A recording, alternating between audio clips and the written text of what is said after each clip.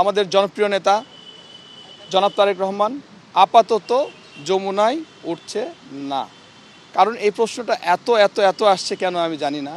আমরা কিন্তু প্রথম থেকে বলে আসছি যে উনি এখানে উঠছেন না। বিশেষ কোনো প্রয়োজন ছাড়া দেশে যদি কোনো অস্থিরতা বা কোনো ধরনের কিছু না হয় তাহলে উনি এখানে উঠছেন না। ঈদের দিনে আনন্দ ভাগাভাগি করার জন্য আমাদের মাননীয় প্রধানমন্ত্রী জনাব তারেক রহমান এখানে আসছেন।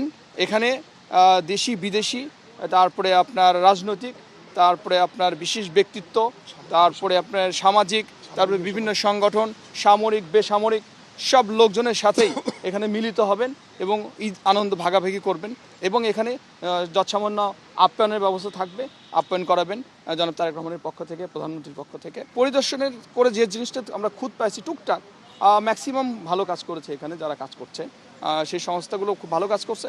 সেই খুদগুলো আমরা ধরে দিলাম এবং সেগুলো আবার নতুন করে যেন করে, যেমন কিছু জায়গায় ময়লা টয়লা এটি আছে।